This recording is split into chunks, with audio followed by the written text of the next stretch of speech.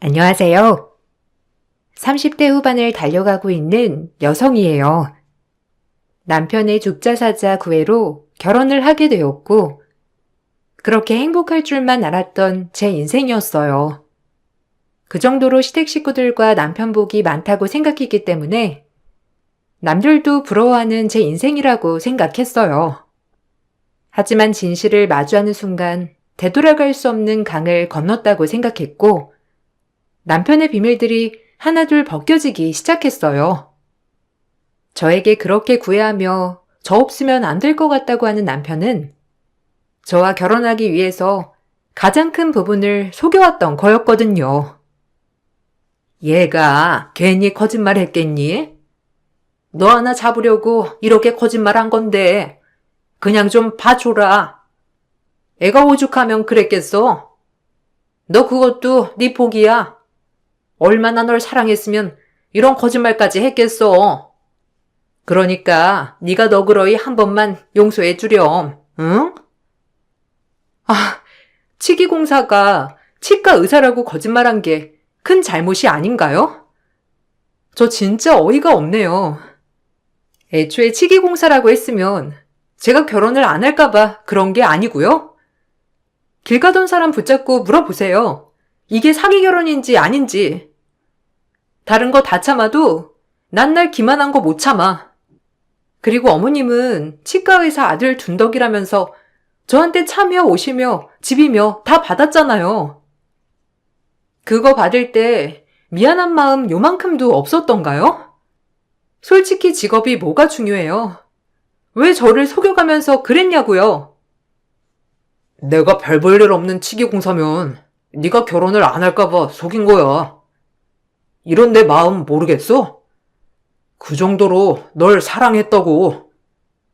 그래, 네가 원하면 차며 집이며 옷 다 돌려주마. 널 얼마나 사랑하면 그랬겠니? 그러니까 한 번만 봐줘. 너 우리 아들이랑 헤어지면 절대 우리 아들만한 남자 못 만나. 이렇게까지 널 좋아하는 남자 드물다. 그러니까 봐줘. 모든 게 진실이라고 생각했던 남편은 직업조차 거짓말을 해가며 저랑 결혼을 했던 거였어요. 의사라고 만난 건 아니었지만 그런 사소한 걸 속이니 사실 더 어마어마한 걸 숨기고 있진 않을까 걱정이 앞섰던 것은 사실이죠. 남편에게 생각할 시간을 가지자고 한 뒤 며칠이 지났고 저 역시 남편을 너무 사랑하고 있다는 마음을 깨닫게 되었답니다. 그래서 다시 화해를 했어요. 찝찝한 마음이 가시진 않았지만 그냥 이 남자를 믿고 싶었던 마음이 가장 컸었던 것 같아요. 제가 화해를 하자 시어머니도 잘했다며 눈물을 흘리면서 좋아하시더라고요. 그래, 이런 시대가 없다 생각하며 내가 한 번만 넘어가자라고 생각하게 되었어요. 정말 고맙다. 이제 다신 너 속이는 일 없을 거야. 내가 어리석었어. 너 같은 여자는 의사만 상대할 줄 알고 거짓말을 하다니. 내가 진짜 미쳤지. 너한테 상처를 준 것 같아서 정말 미안하고 이렇게 받아줘서 정말 고마워. 우리 잘 살아보자. 완전히 용서한 건 아니야. 그 정도로 당신 사랑하니까 넘어가 주는 거고 난 애초에 의사가 아니었어도 당신이랑 잘 만났을 거야. 그러니까 그런 생각은 하지 말아줘. 앞으로 어떤 고비들이 많겠지만 우리 잘 헤쳐나가 보자. 나도 묻어내지도록 노력할게. 당연하지. 이제 속이는 거 없어. 내가 널 마음 아프게 한 것 같아서 마음이 좋진 않지만 살아가면서 갚도록 할게. 아유, 이제야 보기 좋다. 그래, 너 잘 생각한 거야. 이제 다 오픈했으니까 더 잘 지내면서 우리 행복하게 살아가자. 오히려 이번 계기로 남편을 정말 사랑하고 있다고 깨달았어요. 연애 시절부터 저에게 의사라고 속여왔지만 그건 중요하지 않았거든요. 이제는 남편을 잘 믿어보자라는 마음을 가지고 결혼 생활을 이어나갈 때 남편의 거짓말이 또 들통났답니다. 자기야, 도대체 왜 거짓말을 하는 거야? 내가 알면 뭐 이혼이라도 할까봐 그래? 나 자기를 있는 그대로 좋아한다고. 아, 미안해. 이런 내가 싫을까봐 그랬던 거야. 자기를 너무 사랑해서 그랬어. 진짜 한 번만 용서해주라. 내가 이렇게 빌게. 또 거짓말한 게 있어? 그냥 바로 말해줘. 안 그러면 진짜 화날 것 같으니까. 어떻게 기공실도 자기 게 아니면서 본인이 차린 거라고 거짓말을 해? 자기 속을 알다가도 모르겠다. 얼른 말해줘. 지금 말하면 조금이라도 용서가 될 것 같으니까. 진짜 없어. 의사가 아니니까 기공소라도 내 거라고 한 거야. 미안해. 이제 진짜 너한테 거짓말하는 건 없어. 맹세해. 남편의 또 거짓말로 마음이 안 좋았지만 완전 자존감이 낮은 남편이구나 생각하며 마음이 더 안 좋더라고요. 그리고 제가 그 자존감을 끌어올려줘야겠다고 생각을 했고 사랑으로 보듬겠다고 마음을 먹었어요. 그렇게 남편과 다시 잘 살아봐야지라는 마음을 가지고 살아가고 있을 때 이 모든 사건을 아시고 충격을 받았는지 친정아빠가 아프시다는 소식을 듣게 되었고 저와 남편은 서둘러 친정에 내려가게 되었답니다. 그리고 그곳에서 건강이 많이 노쇠해지신 아빠를 마주할 수 있었어요. 그리고 아빠는 서둘러 유산을 정리한다며 저희를 각자 불러 모아 얘기를 하였고 오히려 유산 분배보다는 아빠가 이런 나약한 소리를 하는 것에 화가 나더라고요. 앞으로 창창한 날이 더 많은데 벌써부터 유산 얘기를 하니 말이죠. 아빠, 그런 말씀을 왜 하세요? 아직 정정한데. 그리고 이건 아주 나중 문제니까 나중에 얘기해요. 뭘 그리 성급하게. 그래도 미리 해놔야지. 내가 진짜 얼마 안 남은 것 같아서 그래. 그리고 살아생전에 정리를 해야 유산 싸움이 없는 거야. 그래도 그렇죠. 벌써 무슨 앞날을 내다보는 것처럼 그건 아닌 것 같네요. 그렇게 약한 말씀하실 거면 꺼내지도 마세요. 에이, 아버님이 생각이 있으시겠지. 그리고 미리 하는 것도 좋은 거야. 요즘엔 형제들끼리 재산 싸움도 장난 아니라고. 역시 아버님 현명하십니다. 삼남매니 알아서 잘 분배해 주실 거라 믿어요. 뭐 아무래도 이 사람이 마음이 여리니까 제가 옆에서 잘 보듬어야겠지만 그래도 아버님이 각별히 여기는 귀한 딸이니 잘 분배해 주실 거라고 전 생각해요. 제 말이 맞죠? 일단 유산 분배에 대해서는 내가 이미 예전부터 다 생각해 놓은 거야. 그러니까 별말 없이 잘 따라주길 바랄게. 괜히 아빠가 아프시게 된 게 저 때문인 것 같아 마음이 좋지 않았어요.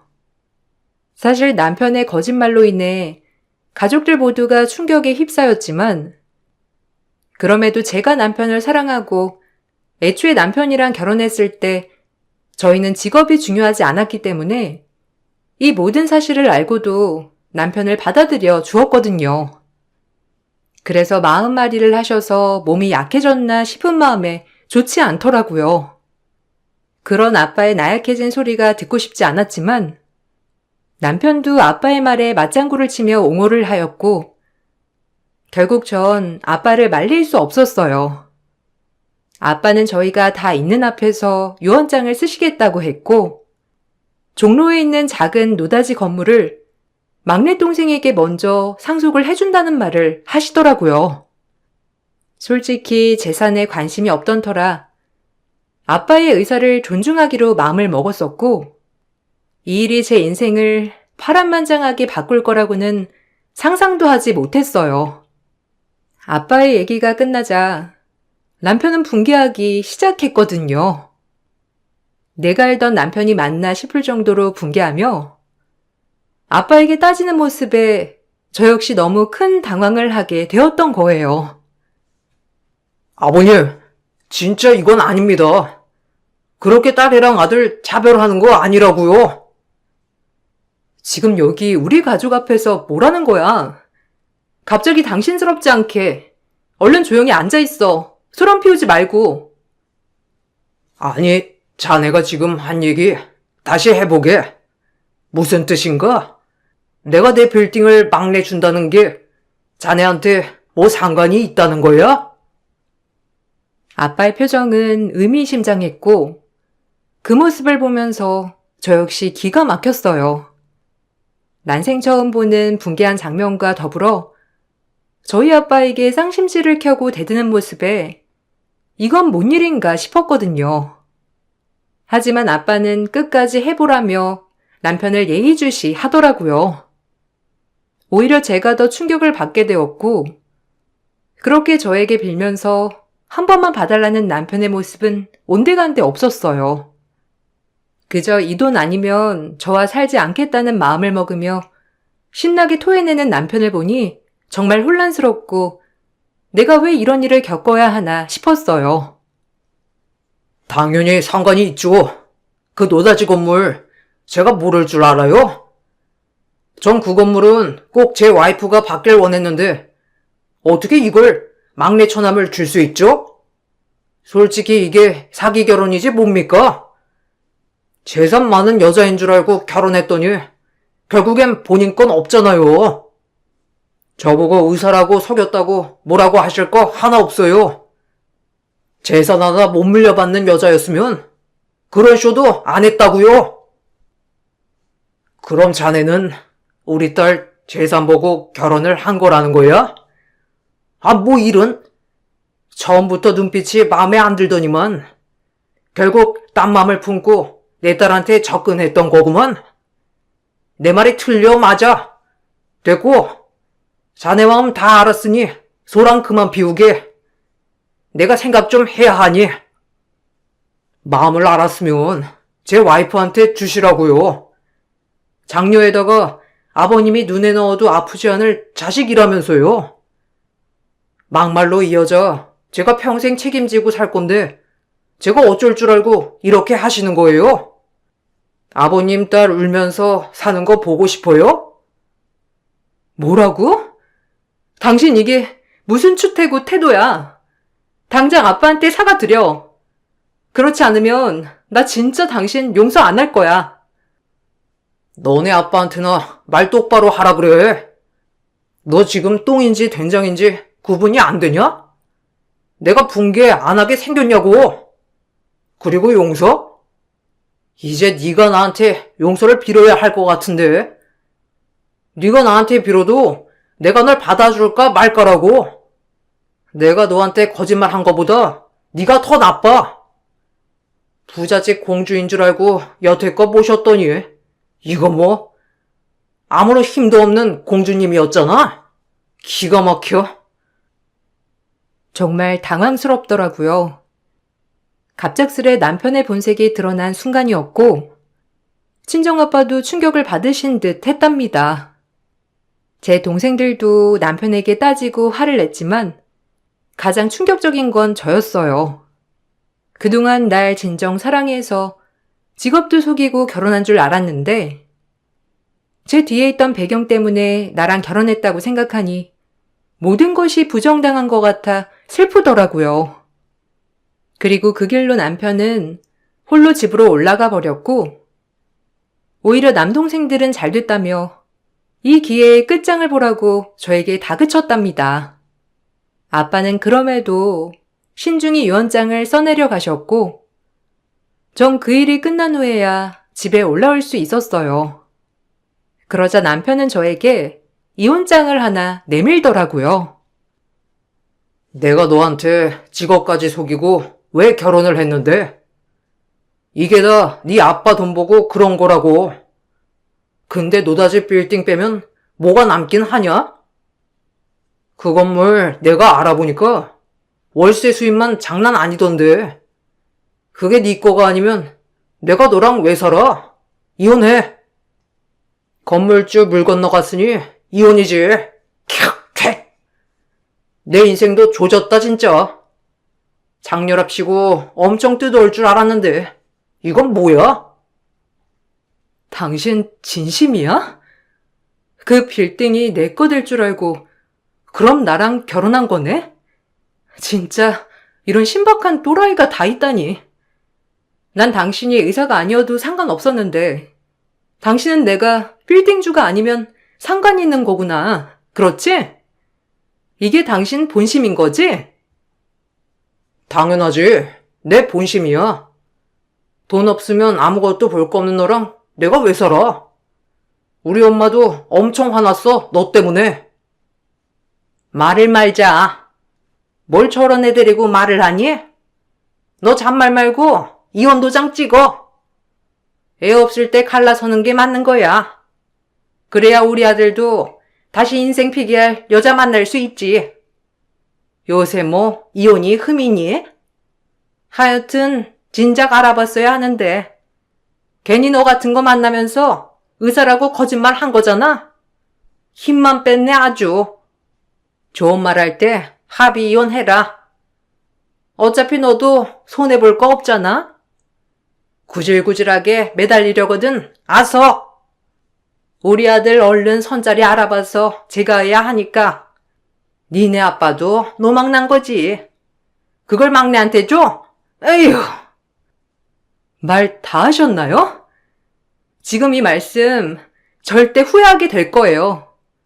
당신도 성격 급하다 하니까 엄청 급하기도 하네. 그래, 서로를 위해 빨리 헤어지는 게 낫겠지. 당신이 그 정도의 남자였다면 절대 만나지 않았을 거야. 깨끗이 끝내자. 나야말로 네가 아무것도 없는 여자인 줄 알았으면 애초에 만나지도 않았어. 지금껏 내가 왜 이렇게 기고 살았는데? 저 역시 더 이상 하고 싶은 말이 없었어요. 그렇게 저흰 이혼 도장을 찍게 되었고 합의 이혼에 이르렀답니다. 이 가정에서 애초에 남편이 직업을 속이고 저랑 결혼을 했기 때문에 혼인 무효 소송을 하려고 이곳저곳 변호사들을 알아봤지만 사실상 이 제도는 법정 싸움이 꽤나 길 거라고 하더라고요. 그리고 남편이 저를 속인 것을 증명해내는 것 또한 밝히기 어렵다고 했고 결론이 확실하지도 않은 싸움을 하고 싶지가 않았어요. 그렇기 때문에 애초에 빨리 끝낼 수 있는 합의 이혼을 했어요. 제 인생에 정말 어이가 없는 일이었고 다시는 엮이고 싶지 않은 생각이 들더라고요. 그렇게 이혼을 하고 새 출발을 하는 시기가 되었어요. 처음엔 뭘 해야 할지 막막하면서 슬픈 날도 굉장히 많았답니다. 이혼을 함에 있어서 겁도 나고 뭔가 홀로 세상에 나가 떨어진 것 같은 마음이 들면서 공허하다고나 할까요? 그리고 정말 믿을 사람이 없구나라는 생각에 더더욱 힘들었어요. 하지만 제 뒤에 저를 응원해주는 식구들이 있었기에 그 시간을 홀로 감내할 수 있었고 3년이란 시간이 흐르게 되면서 3년 전 나약했던 저와는 딴판이 된 모습으로 홀로 서기를 했답니다. 이젠 그 누구를 마주해도 당당한 여자가 되었던 거예요. 그렇게 힘들어했던 때가 엊그제인데 그래도 진짜 지금은 너무 보기 좋아. 누가 봐도 당당하고 멋지고. 고맙다. 뭐 니들 도움이 컸지. 맨날 같이 술도 마셔주고 용기도 주고. 솔직히 너네 없었으면 힘들었을 거야. 고맙다. 뭐가 고마워. 당연히 누나니까 옆에서 용기를 줘야 맞는 거지. 누나야말로 고생했어. 이제 좀 누리면서 살아. 내가 받은 거 그대로 아빠랑 너희한테 갚아야지. 그때 아마 우리 식구들 없었으면 진짜 아득하다. 누나가 더 잘할게. 제 뒤에서 든든하게 저를 서포트해주는 동생들이 있었기에 가능한 일이었어요. 전 성공한 커리어 우먼이 되어 있었거든요. 처음에 뭐부터 시작해야 할지 막막했지만 제가 잘하는 것을 살려 사업을 시작해보는 게 좋겠다고 생각했고 뭐 하나에 매달리자라고 생각하며 열심히 앞만 보고 달렸답니다. 그렇게 열심히 밤낮 없이 달려온 결과물이었어요. 그리고 그날 거래처 미팅이 잡혔고 중국으로 넘어가는 투자건이 있었기 때문에 대표인 제가 직접 가서 거래처 직원을 만나야 했어요. 그렇게 전 다시는 볼 수 없고 보지 않을 것 같던 전 남편을 마주치게 되었고 전 남편은 절 보자마자 인상을 구기며 막말을 하더라고요. 아마 절 그때와 똑같은 여자로 취급을 하면서 본인 아래에 있다고 생각하는 것 같았고 듣다 너무 어이가 없었답니다. 널 이런 데서 보다니. 네 아빠가 뭐 물려준 거라도 있냐? 네가 여길 어디라고 들락거려? 난 일 때문에 왔으니까 피차 아는 척하지 말자고. 어차피 얼굴 봐도 좋을 거 없으니까. 아, 맞다. 내가 너랑 이혼하고 알아봤는데 그 종로 노다지 건물 팔아 넘겼더라. 네 막내 동생 간 사이즈가 콩알만 해가지고 그런 거 어디 관리나 할 수 있었겠냐? 그렇게 재산 분배해주고 네 애비 살아는 있냐? 그때 거의 다 죽어가던데 노인네가 죽기 직전이라 그런지 노망이 나가지고 너한테 한 푼도 안 줬잖아. 내가 그때만 생각하면 자다가도 벌떡 일어나. 알아? 괜히 너한테 시간 낭비해서 이혼남이나 되고 말이야. 에휴, 재수없어. 너랑 얼굴 붉히고 싶지 않고 이런 얘기해서 뭐 하겠니? 어차피 이제 남남인걸. 네 볼일 보고 가기나 해. 아는 척 말고. 그리고 나도 너랑 엮여서 재수없는 건 마찬가지야. 그러니까 나대지 말고 네 갈 길이나 가. 나 역시 중요한 볼일 있으니까. 어쭈, 많이 컸다. 지 애비 등에 업고 아무것도 하지 못했던 때가 엊그제인데 뭐 이제 독립이라도 했나 보지? 그래봤자 아무것도 못하는 그냥 여자 사람일 뿐이지. 네 뒤에 돈 많은 애비가 있으면 뭐해? 그 돈 다 물려주지도 않는데. 아들들한테 물려주고 넌 땡전 한 푼 안 준다는데 참 너도 너다. 그러면서 네 애비한테 붙어있고 싶냐? 너도 네 갈 길 찾아. 어차피 재산이야. 아버지가 누굴 특정해서 물려주고 싶어도 그렇게 안 될 수가 있는 거 모르니? 무식해서 말을 말아야지. 이혼 후 마주친 남편은 저에게 비아냥거리며 대놓고 기분 나쁜 말을 스스럼 없이 하였고 이런 남자와 시간 낭비할 필요는 없다고 느꼈어요. 그렇게 무시하려던 찰나 제 비서가 저에게 말을 거는 것을 보고 남편의 눈이 희둥그레해졌답니다. 대표님, 다운 상사 직원한테 전화 한번 해볼까요? 아직 도착하지 않은 듯한데 제가 전화 한번 걸어보겠습니다. 아, 그래요. 다운 상사가 시간 약속은 칼이라고 하던데 그것도 아닌가 보네. 큰 투자라서 믿고 맡기려 했는데. 대표라니? 그리고 다원 상사라니? 그럼 설마 좋은 철강 기업 대표가 너라는 말이야? 여자라는 건 들었는데. 설마 다운 상사에서 나오기로 한 과장이 너였어? 아니, 치기공사는 때려치운 거야? 하, 어떻게 이런 우연이 다 있냐? 와, 돈 많은 여자 후리면서 살고 있을 줄 알았는데 완전 의외네? 그래, 네가 보기에 좋은 철강 기업 대표가 나야. 왜, 놀랐니? 너랑 이혼하고 모든 게 다 잘 풀렸어. 아, 그리고 아까 네가 물은 우리 아빠 정말 건강히 살아계셔. 뭐 말해봤자 지금 너한텐 의미 없겠지만 아빠가 그날 유언장 작성하신 거 자작극 하신 거야. 널 테스트해 본 거지. 테스트라니?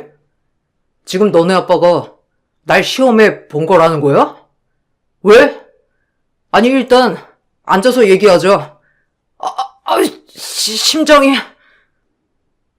이혼 후 5성급 호텔에서 비서가 건네는 내 직함을 듣고 놀란 남편에 더불어 제가 하는 얘기에 남편이 개거품을 며 심장 발작을 하였고 그 길로 쇼크를 받고 쓰러진 남편은 응급실로 향하게 되었답니다.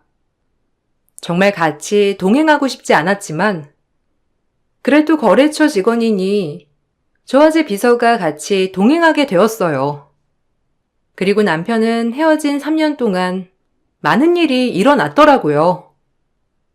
남편은 칠기공사 일을 하다가 폐가 급격하게 안 좋아져서 후유증으로 협심증까지 오게 되었답니다. 그리고 그날 제 이야기에 쇼크를 받아 갑작스러운 심장에 무리가 가서 쓰러졌던 거예요. 그래도 5성급 호텔이어서 그런지 재빠른 응급처치를 통해 병원으로 이송된 남편이었고 얼굴은 멀쩡해 보였어요.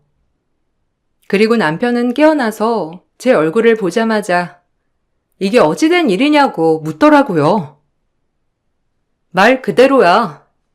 네가 직업까지 속이고 나랑 결혼한 게 아빠는 용 찜찜하셨던 거지. 과연 그런 사람이 날 진정 사랑하는 건가 싶은 마음이 드셔서 널 테스트 해봤는데 바로 면전에 대고 돈 때문에 결혼했다고 하니 아빠가 생각한 게 맞았던 거야. 넌 오로지 돈만 보고 나랑 결혼한 거니까 아빠의 말이 귀에 안 들어왔겠지. 재산이 나한테 없으니 나랑 결혼한 이유가 없으니까. 그리고 그 노다지 건물 아빠가 나한테 증여해 주셨어. 월세만 받아먹어도 충분히 살 수 있지만 그래도 이 젊은 인생 뭐라도 해야 하지 않을까 싶어서 내 전공 살려 지금의 사업 시작했고 이렇게 확장해서 잘 된 거지. 근데 널 여기서 만나다니 진짜 웬 우연이라니? 종로에 건물 팔아서 지금 사업을 시작했고 사업이 잘 돼서 나 역삼동 건물주야. 너 참 성격 급하지? 남편은 제 이야기를 다 듣더니 믿을 수 없다는 듯 입을 다물지 못했고 또 충격을 받은 양 심장을 움켜쥐었어요. 하지만 그것도 잠시 뻔뻔한 표정을 저에게 보여주며 본인이 피해자라고 절 다그치더라고요. 그 모습에 인간은 변치 않는다고 느꼈어요. 와, 어떻게 그런 일이? 아니, 아버님이 그럼 날 작정하고 속인 거니 기만한 거 아니냐? 나 이거 그냥 못 넘어가.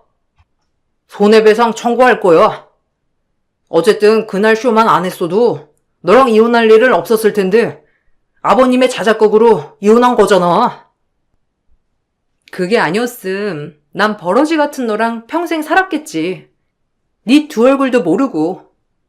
진짜 아찔하다. 네 마음대로 해. 그리고 공과사는 똑바로 해야 하니까 너네 회사랑 하기로 한 일은 그대로 진행할 거야. 어차피 너 같은 피라미 하나 때문에 내가 내 일을 망칠 순 없잖아?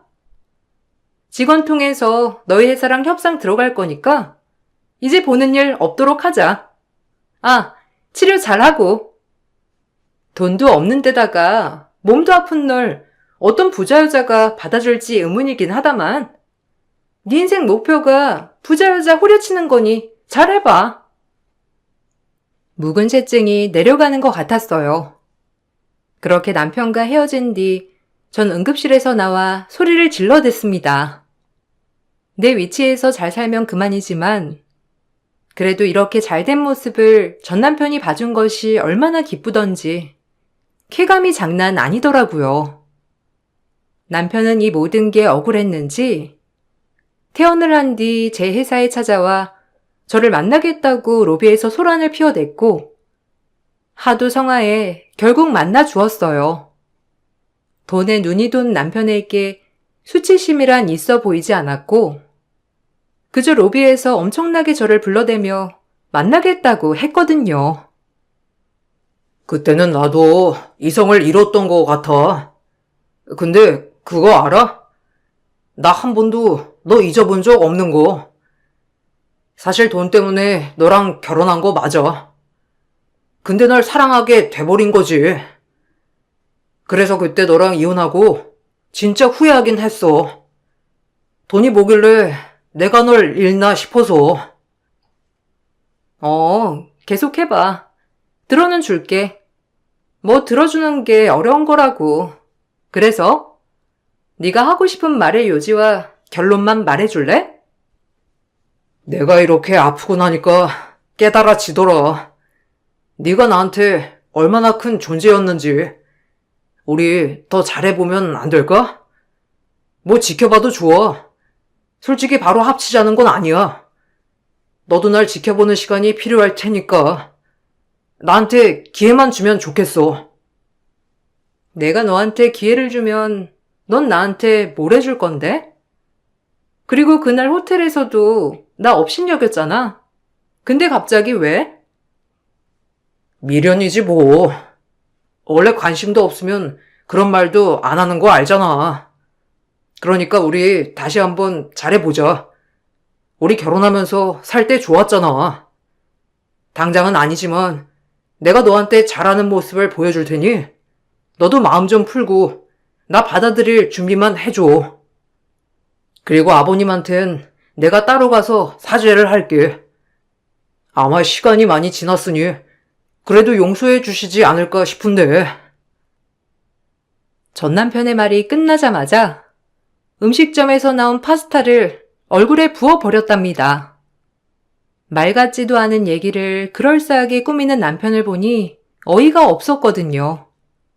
남편은 파스타 국물을 맞은 후에야 정신이 들었는지 또다시 고소를 한다며 난리를 피더라고요. 2가지 버전을 준비해 온 것 같았어요. 하나는 빌어서 내 마음을 돌리기와 2번째는 윽박지르면서 내 마음을 돌리기였어요. 내가 이렇게까지 나왔는데 네가 이럴 수 있어? 그래, 연기하는 거 나도 힘들다. 됐고, 나한테 한 푼이라도 줘야지. 내가 그래도 네 아빠 때문에 너랑 이혼한 건데 위자료는 줘야 할 거 아니야? 한 번 갔다 온 놈이라고 제가도 힘들어. 너네 엄마가 너 재혼시킨다고 그렇게 눈에 불을 켰는데 재혼이 힘들다니 그것도 웃긴다. 하긴 치기공사 나부랭이가 뭘 얼마나 대단하다고 부잣집 여자가 너한테 콩깍지가 쉬겠니? 너도 현실을 파악한 거야?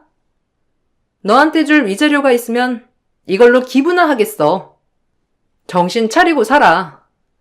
남자로 태어났으면 뭐라도 하려는 대들보를 가지고 살란 말이야. 남 등쳐먹지 말고. 내가 어쩌다 너란 놈한테 코가 껴었는진 모르겠지만 이젠 다시 안 그러도록 정신 똑바로 차리고 살아야지. 아유, 끔찍해. 전 그리고 자리를 떴답니다. 역시나 남편은 변한 게 없었고 돈만 밝히는 그 심성 또한 여전했어요. 남편은 그럼에도 분했는지 결국 저희 아빠에게 작정하고 딸을 이혼시켰다는 것을 빌미로 피해보상 위자료 청구 소송을 걸게 되었고 저희 가족들은 그것을 보고 하찮아서 웃음이 나왔답니다. 소송은 시작이 됐지만 정말 짧게 혐의 없음 판결이 났고 남편은 괜한 변호사비만 쓰게 되었던 거예요. 그리고 소문이 어찌나 빠른지 남편이 다니고 있는 회사 내에 소문이 파다하게 났다고 하더라고요. 그날 저희 회사 로비에 와서 소란을 피우고 난리친 것을 직원들이 보곤 이미 소문이 난 것 같았고 그 일로 남편 체면은 말이 아니었어요. 진짜 웃기지 않아?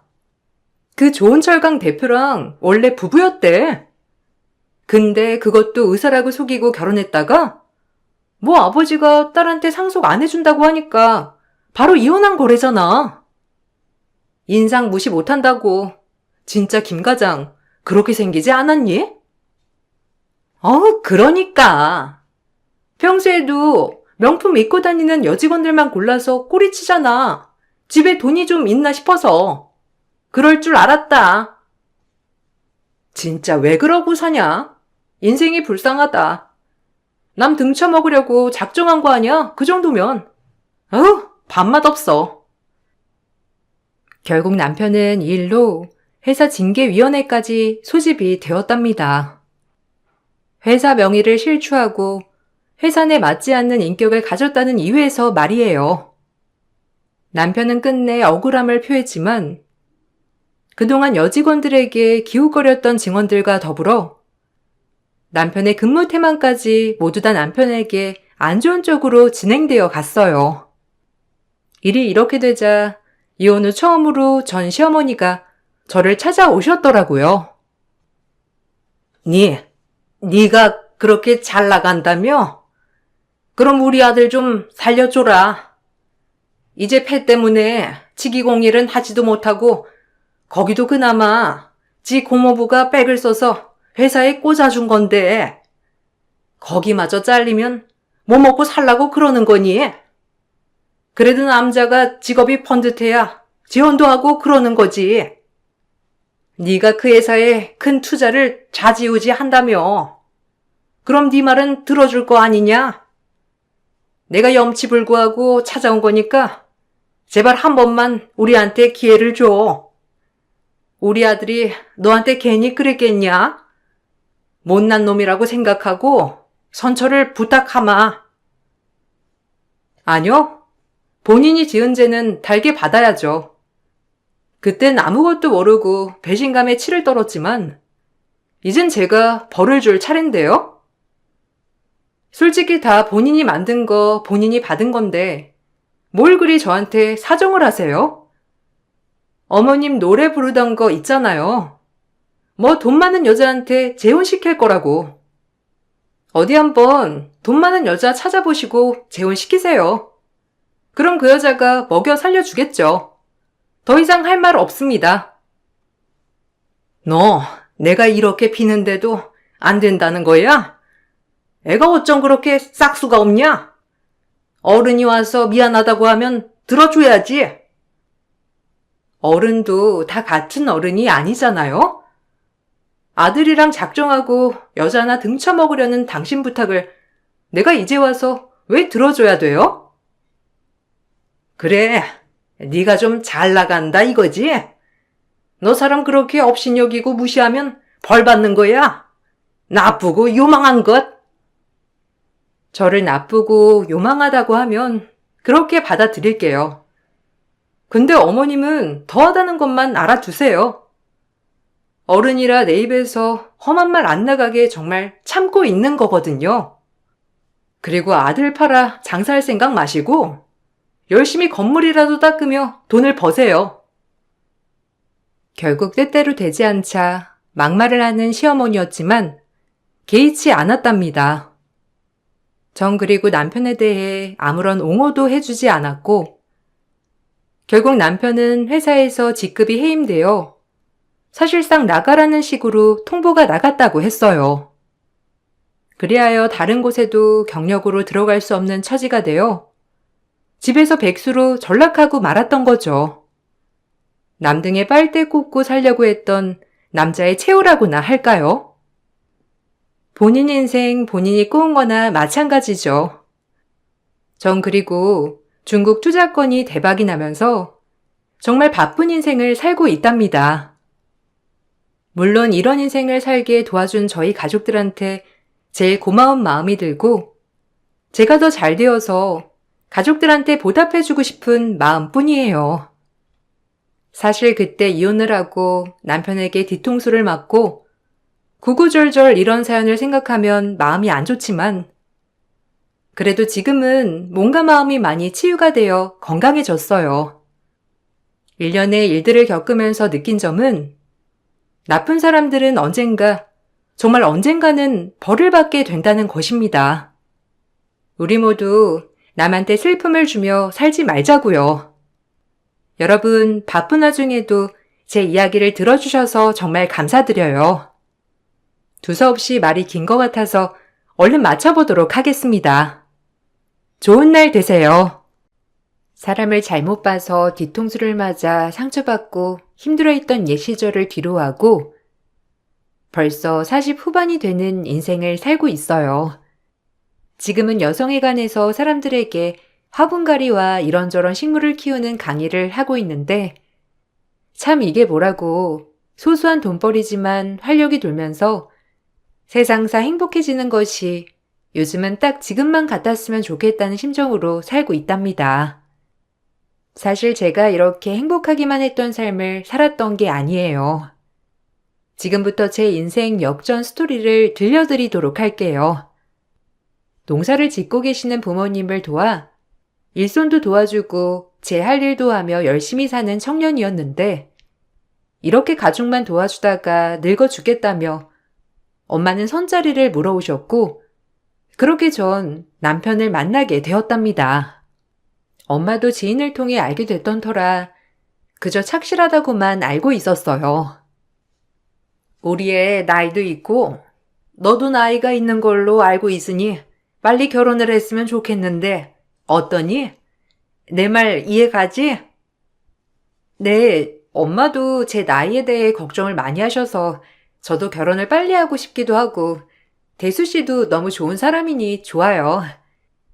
그래, 너 우리 대수 같은 신랑 만난 거 정말 복 받은 거야. 내 아들이지만 일 착실히 잘하지, 잘생겼지. 뭐 하나 빠지는 게 있니? 그리고 너랑 대수 둘 다 형제도 없으니까 얼마나 서로 의지하니 좋겠어? 나도 이 결혼 적극 찬성이니까 잘 살아보도록 하자. 사실 저 역시 선을 봐서 결혼을 하는 거였지만 지금 남편이 꽤나 마음에 들었어요. 주변에 보기 드문 미남에 본인 일까지 안정적으로 하고 있다고 하니 참 최고의 신랑이라고 여겼거든요. 부모님의 금술이 너무 좋았던 터라 딱 그런 남편을 만나 결혼 생활을 꾸리고 싶었기 때문에 정말 행복하다고 믿어 의심치 않았답니다. 하지만 결혼 후 제가 생각했던 시댁과는 정말 확연히 다른 시댁살이었고 시어머님과 남편은 가부장적인 사람들 그 자체였어요. 너무 적응되지 않는 삶으로 가버리게 되었고 남편은 밖에서와 집에서가 너무 다른 모습을 보여주며 저를 혼란에 빠지게 하기도 하였답니다. 힘든 결혼 생활이었어요. 황마? 하라면 할 것이지. 뭘 물어봐? 너네 부모가 그리 가르치대? 너네 농사 짓는 거 그 땅 니네 것도 아니었다며? 이건 명백한 사기 결혼이야. 내가 조금만 더 주의 깊게 알아봤어도 이런 실수를 하지 않을 건데. 괜히 땅만 보고 에휴 짜증나. 당신이 물어보지도 않았잖아요. 그럼 설마 우리 엄마가 농사 짓고 있는 땅 때문에 나랑 결혼한 거란 말이에요? 실망이네. 실망은 우리가 더 실망했다. 그 옆엔 내가 너 외동딸에 노다지 땅에다가 농작물 심어서 판매한다고 하니 그 땅이 네 거 될 줄 알았지. 근데 남의 땅 빌려서 농사 짓는다는 말은 왜 안 했냐? 아들 하나 있는 거 떡 벌어지는 집에 장가 보내고 싶었는데 다 글러먹었잖아. 너처럼 고졸 며느리를 우리가 좋다고 할 줄 알았던 거니? 참 순진한 건지 멍청한 건지 모르겠네. 저 역시 어이가 없네요. 제 뒷배경을 생각해서 결혼을 시켰다니. 어머님이나 이나 진짜 끼리끼리라고밖에 생각이 안 들어요. 우리 아들이 어떤 아들인데 주변에 돈을 휘감고 와도 결혼을 시킬까 말까인데 겨우 땅 빌려 농사나 짓는 집 딸년이 웬 말이야. 순간 말문이 막혔어요. 겨우 그 이유 때문에 결혼을 허락한 거라니. 마음의 상처도 많이 받았지만 제가 결혼을 하면서 엄마가 너무 좋아하셨기 때문에 한순간의 감정으로 헤어지는 건 아니라고 생각했답니다. 전 이왕에 제가 선택한 결혼이기도 하니 남편을 잘 설득해 이 가정을 이끌어 나가보고 싶었어요. 사실 선을 보고 결혼했지만 남편과 정도 들었고 너무 좋아했거든요. 그리고 남편도 없는 형편이었지만 서로 각자 벌어 사는 거니 그렇게 문제되지 않을 거라고 생각했어요. 호르몬이까지 제가 열심히 부양하여 행복한 가정을 꾸리고 싶었던 저였는데 저런 식으로 나오게 되니 정말 마음이 아파서 늘 우울했답니다. 나 출장 가니까 짐 다 싸놓고. 황마? 엄마 잘 부양하고 있어라. 삼시세끼 반찬 다른 거 올려야 하는 거 알지? 네가 속이고 나 같은 남자를 건졌으니 넌 우리 집에 평생 충성을 다해야 할 거야. 알겠냐? 내가 어쩌다 이런 화상을? 뭐? 무슨 말을 그렇게 해요? 그리고 화상이라니. 당신은 오로지 우리 집 돈만 보고 나랑 결혼한 거란 말이에요? 당연하지. 내가 말 안 했나? 나 그때 당시에 만나던 여자도 있었어. 엄마가 반대해서 결혼도 못했지만 근데 너랑 애 만나려고 그 여자 포기했나 싶은 게 진짜 어이도 없고 내 발등 내가 찍은 거지. 괜히 그랬겠어? 그러니까 넌 평생 잘해야 해. 사람이 염치도 없고 뻔뻔하기라도 하면 연기라도 잘하던가. 어쩜 집이랑 밖에서가 이렇게 다른지 토 쏠리네요. 뭐? 나도 속은 게 얼마나 분한지 넌 모를 거야. 내 신경 긁지 마. 우리 서로 피차 열받게 하지 말자. 아직 회사에서 결혼한 지 얼마 안 돼가지고 내가 이혼을 한 해 만에 하면 다들 놀랄까봐 참는 거니까 뚜껑 열리게 하지 마라. 돈으로 영혼까지 팔 심산이네요. 어떻게 그놈의 돈. 그러면 결혼 전에 좀 잘 알아보고 결혼하지 그랬어. 마음의 상처를 참 많이도 받았답니다. 그럼에도 밖에서는 얼마나 잘하는 남편인 척 연기를 하던지 제 주변 지인들은 저에게 시집을 잘 갔다고 입에 침이 마르게 칭찬을 하더라고요. 그때까지 나이가 어려서 그랬는지 밖에서 저에게 하던 모습들도 남편의 모습 중 일부일 거라고 생각을 하게 되었고 그러면서 전 겉만 차갑지 속은 안 그럴 거야 라는 마음으로 살았어요. 아유, 우리 마누라 오늘 너무 얇게 입은 거 아니야? 그래서 내가 코트 가져왔어. 이거 입고 퇴근하면 되겠다. 어머, 대리님 신랑분은 어쩜 저리 다정하세요? 완전 결혼 장려 커플이라니까. 솔로 부러워서 어디 살겠나요? 에이, 이 정도는 기분이죠. 제가 계속되는 출장 때문에 이 사람이 화가 많이 난 것 같은데 옆에서 잘 달래주셔요. 어머, 스위트하시기도 하셔라. 역시 대리님 사람 보는 안목은 알아줘야 한다니까. 세상 제일 부러운 게 대리님이에요. 제가 이 사람한테 한참 모자라죠. 귀한 외동딸 데리고 와서 뭐 하나 해준 것도 없이 이렇게라도 잘해야 하는걸요. 와, 진짜 대리님 복 받았다. 저 진짜 이런 남자면 당장 결혼할 거라고요. 제가 왜 비혼이겠어요. 이런 남자가 없는 걸. 가끔 남들 앞에서 너무 심하게 이미지 관리를 할 때는 정말 왜 저러나 싶은 생각이었지만 그래도 그때만이라도 챙김을 받는 것이 좋다고 느낄 정도로 남편은 다정했어요. 지금 생각해보면 저도 그때 남편과 시어머니에게 가스라이팅을 많이 당해 정신이 건강하지 못하다고 많이 느끼네요. 하지만 그렇게 가스라이팅을 당해도 남편이 저희 엄마한테 막대하는 꼴을 못 보겠더라고요. 아니, 장모님도 진짜 어이없잖아. 사이가 갔으면 버선발로 마중해야지. 그리고 반찬 꼬락서니가 이게 뭐냐?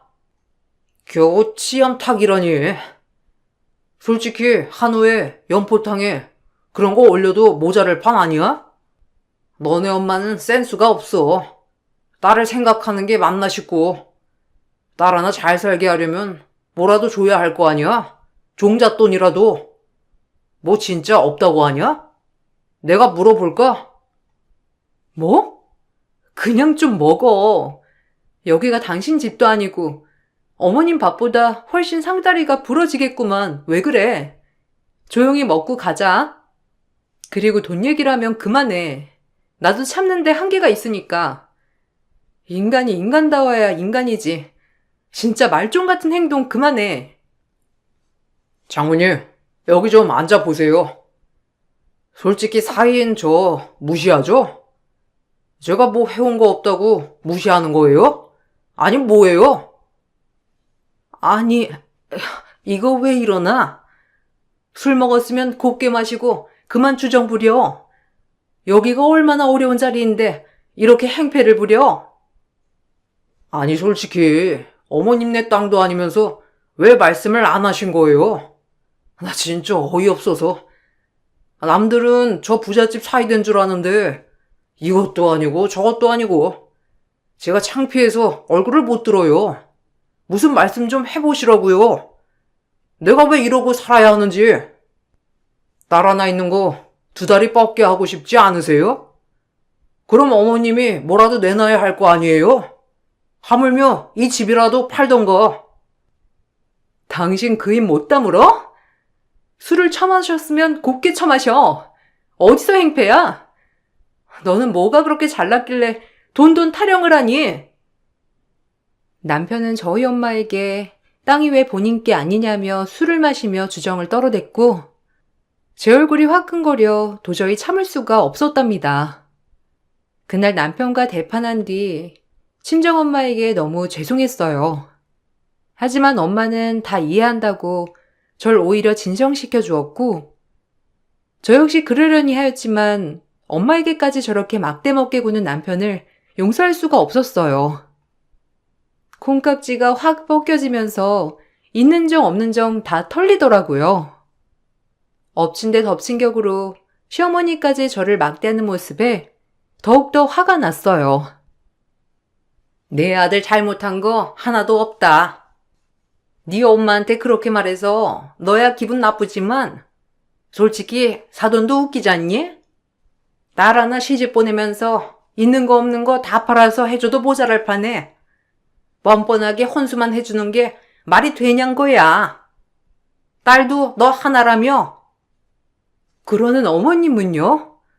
아들 하나 가졌으면서 그렇게 따지면 집 하나는 해주셔야죠.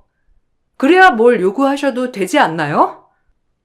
너 지금 우리 아들이 집 하나 못 해줬다고 이러는 거냐? 네가 집 받을 위인이나 돼? 어쩜 그리 말을 해? 그럼 대수 씨는 저희 집에서 많은 걸 받을 주제나 되고요? 끼리끼리예요. 그러니까 저한테 너무 그렇게 막대하지 마세요.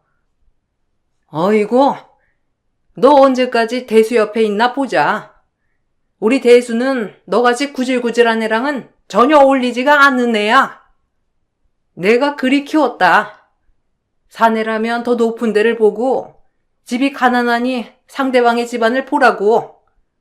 근데 어떻게 이런 애가 우리 집에 와? 제가 아깝죠. 대수 씨에 비하면 어머님도 사람 보는 눈이 너무 부족하셔서 큰일이네요. 그저 아들 무새도 아니고. 참고 살지를 않기로 하니 속은 후련했어요.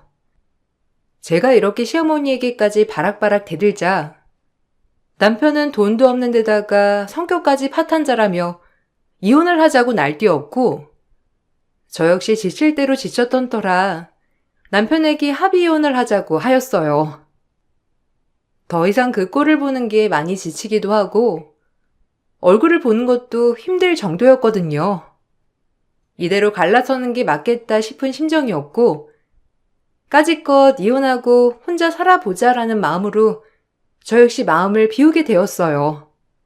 이것도 인생 공부일까 싶더라고요. 그래, 이혼하자. 나도 더 이상의 감정 소모는 하고 싶지 않아. 그리고 이렇게 해봐야 좋을 것도 없고 그냥 끝내는 게 맞는 거야. 여기 이혼 신고서에 도장만 찍어. 그럼 깨끗하니까 각자 얻을 것도 없고 버릴 것도 없으니까 그냥 갈라서자고. 후회하지 마. 나 이혼하는 거 절대 돌이키지 않을 거니까. 당신이 아무리 빌어도 그땐 재결합 없어. 그러니까 잘 지내라고. 꿈도 크다. 재결합? 나같이 외모면 외모, 성품이면 성품이 올곧은 내가 너랑 이혼한다고 후회를 해? 하, 웃음이 다 난다. 소송이니 뭐니 그냥 깔끔히 협의 이혼으로 마무리하려고 했던 찰나에 이혼 신고서에 도장을 찍게 되었고 서류를 보는데 오히려 해방감이 들었답니다. 하지만 이혼을 하자고 하던 남편은 무슨 연유에서인지 갑자기 이혼을 하지 말자고 하더라고요. 한순간에 태세를 전환하는 남편을 보니 어이도 없으면서 이런 모습이 처음이라 어안이 벙벙한 느낌이 들더라고요. 생각 좀 해봤는데 뭐 나도 너한테 막말한 게 있고 너도 우리 엄마한테 대들고 했으니 피차 일반이라고 생각하면서 그냥 살자. 무슨 이혼이야, 이 나이에. 나도 앞으로 잘할 테니까 너도 마음 풀고 다시 시작하자고. 장모님한텐 죄송해. 네가 이혼하자면 이혼하고 이혼하지 말자고 하면 난 말아야 되는 거니? 아니, 난 마음 떴어. 이미 도장도 찍었고 끝내. 미안하다니까. 내가 철이 없었어. 그러니까 그냥 잊고 살자. 너도 한 번쯤은 너그러워줘야 하는 거 아니야? 앞으로 더 이상 너한테 심하게 얘기 안 할게. 반성 많이 했고. 그러니까 우리 다시 한번 시작해보자. 내가 이렇게 잘한다고 하잖아. 장모님한테도 내가 그날 너무 취해서 그랬다고 얘기할 테니까 당신도 마음 풀어. 우리가 어떻게 헤어지냐? 그래도 정이 있지. 정은 무슨? 나한테 남은 정이 있기나 하고? 난 당신을 정말 알다가도 모르겠다. 어떤 게 진짜 얼굴인지, 도대체 뭔지. 다시 시작하자는 남편이었어요. 그 말을 믿어보기로 했고, 그렇게 남편과 다시 시작하는 듯해 보였죠. 하지만 곧이어 남편이 왜 이혼을 하기 싫다고 한 것인지 밝혀졌는데, 그 사실을 듣자마자 더더욱 남편과 헤어져야겠다고 느끼게 되었답니다.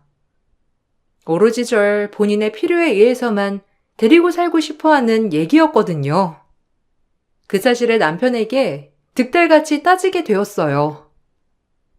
엄마가 농사 짓는 땅, 엄마 땅 아니라고 길길이 날뛰더니 갑자기 우리 집 다른 땅들이랑 재산 보더니 눈이 돌았나 봐?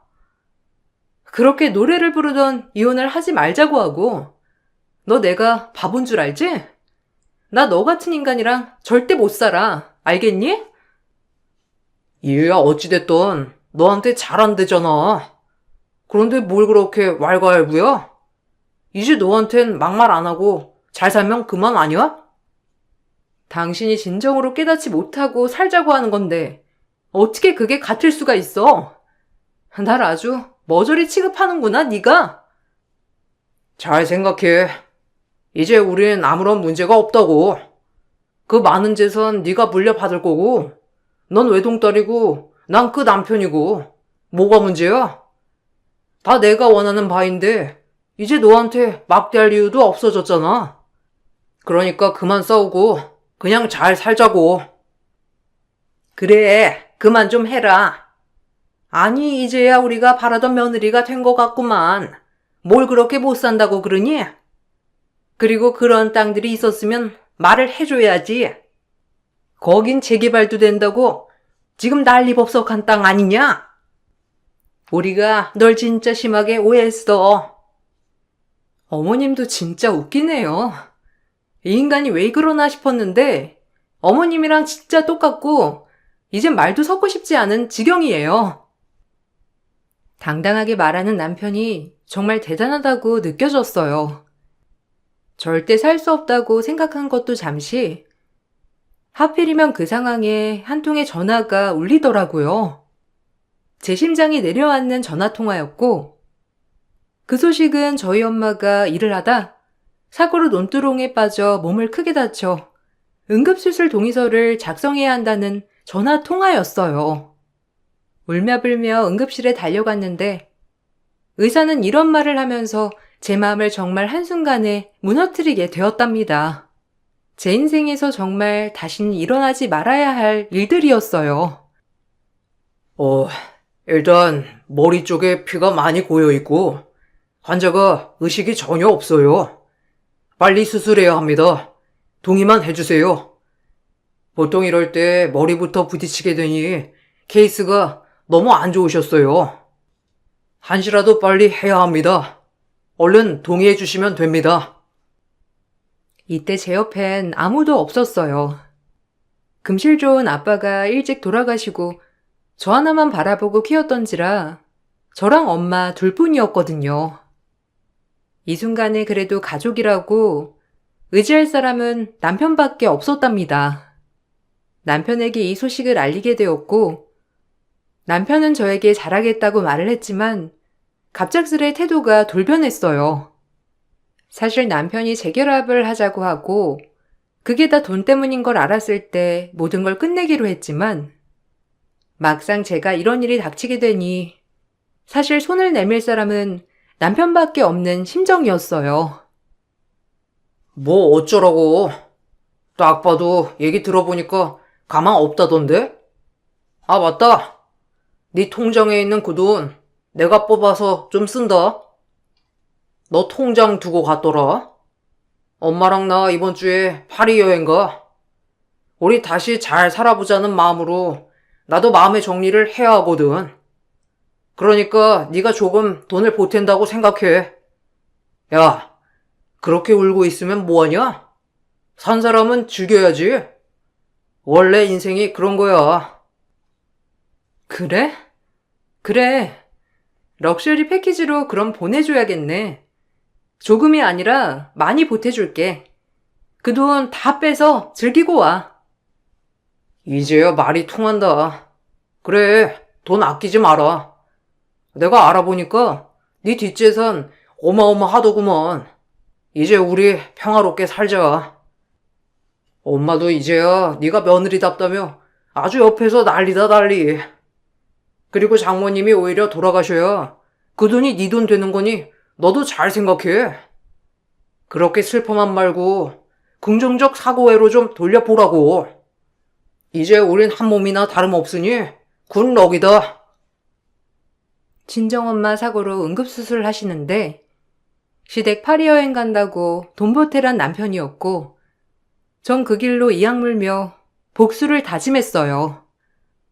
저 혼자 엄마의 중환자실에서 어떻게든 제발 깨어나라고 외치고 있는 그 순간에 남편은 여행 준비를 하였고 인고의 시간을 버티는 동안 남편의 파리 여행 날짜가 다가왔답니다. 그리고 공항에 도착한 시댁 가족은 우연히 만난 사람에게 한 얘기를 듣고 개거품을 물고 쓰러졌어요.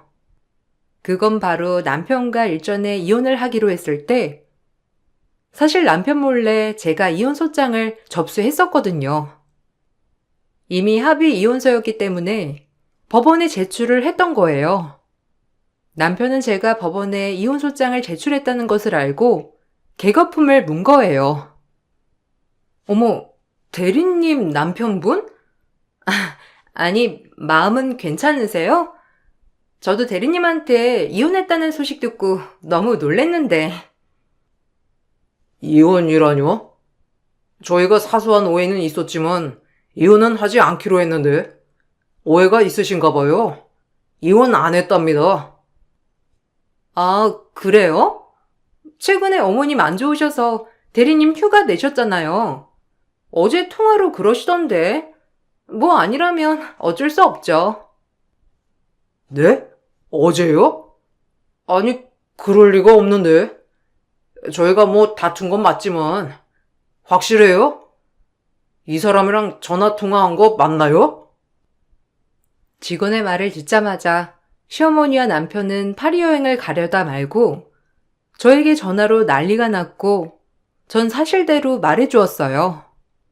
남이라고 해도 이렇게는 못하겠다 싶었기 때문에 정말 인간 같지가 않아서 빨리 끝내버리고 싶은 마음이 들었답니다. 이제 법원에서 출두 연락 올 거야. 그때 출석해.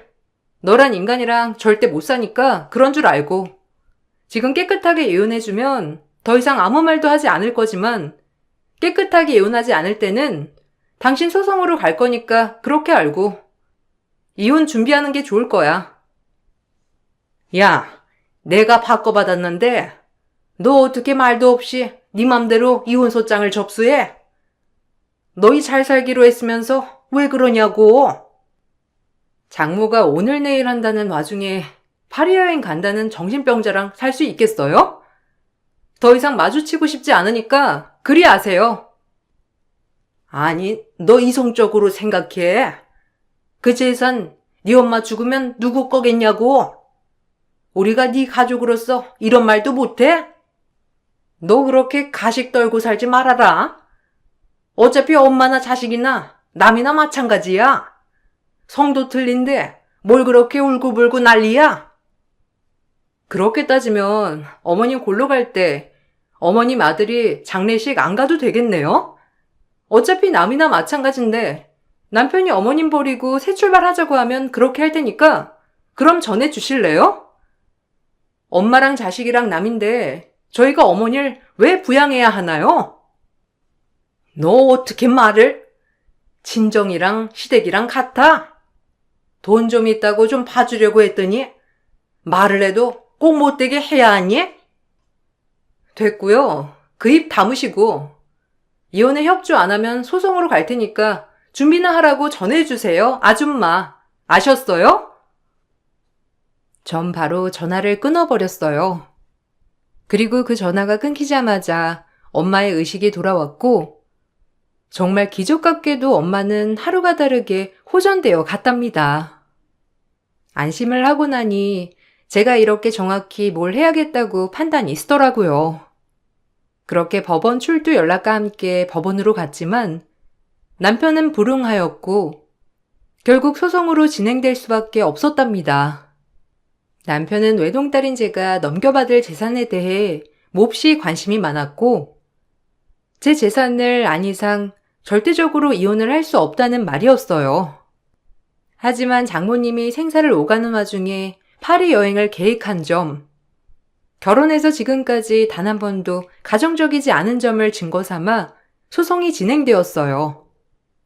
사실 정상적인 부부라면 장모님이 저렇게 생사를 넘나들 때 같이 힘이 되어줘야 하는데 저런 식으로 여행을 계획했다는 것 자체가 말이 안 됐던 거였죠.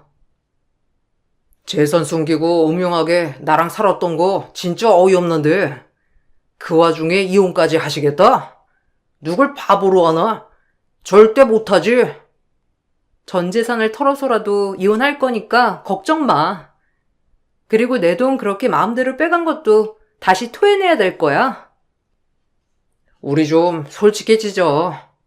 솔직히 너도 그냥 네 엄마 돈 꿀꺽하고 편하게 살고 싶지 않아?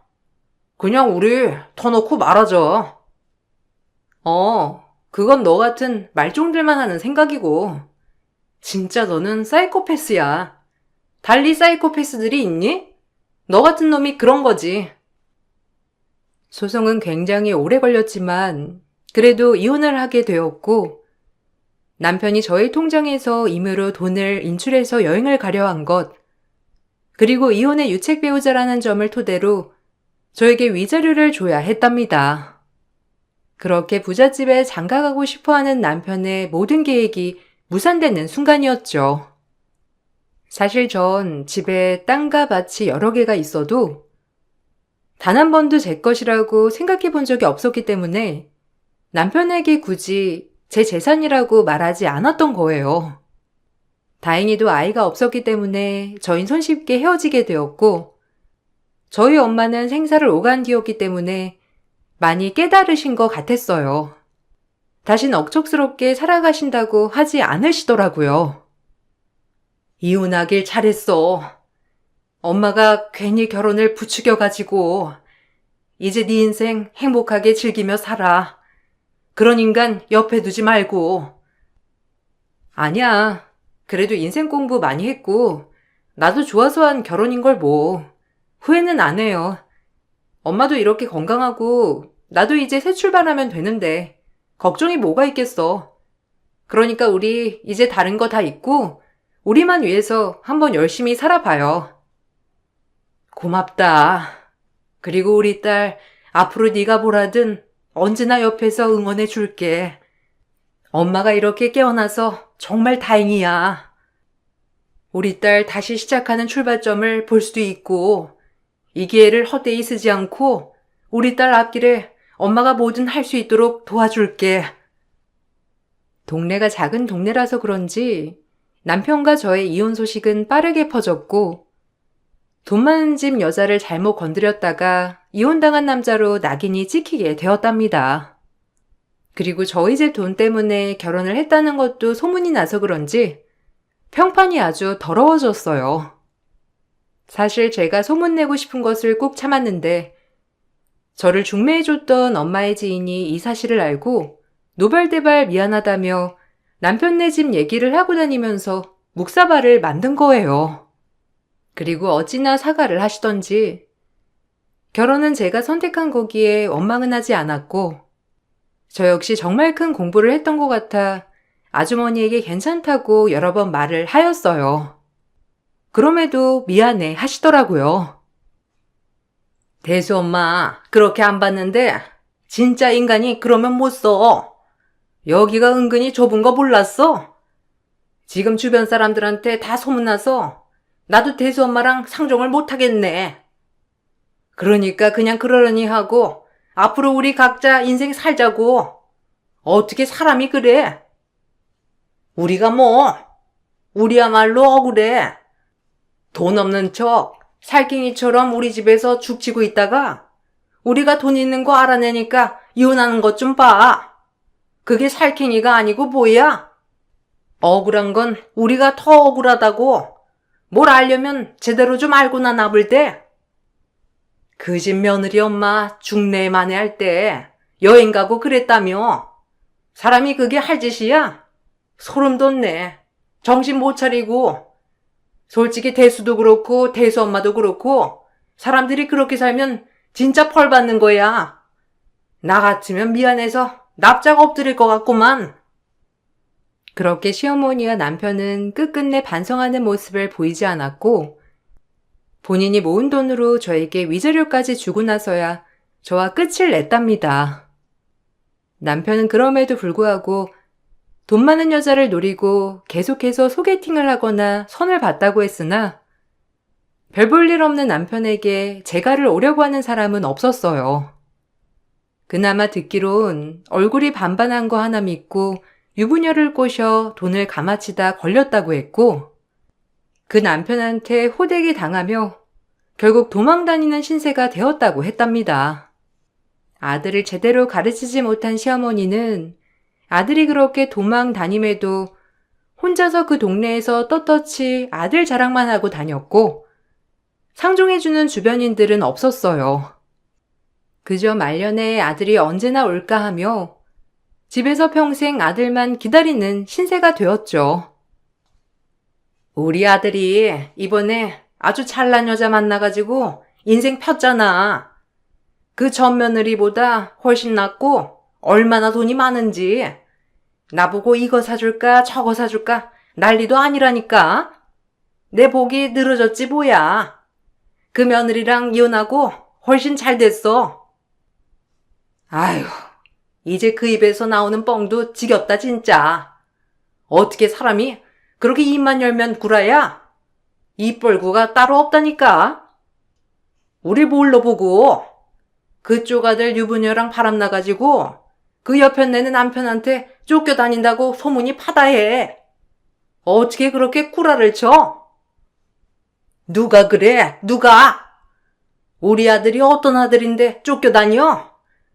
우리 아들이야말로 얼마나 잘난 여자들이 줄을 섰는데.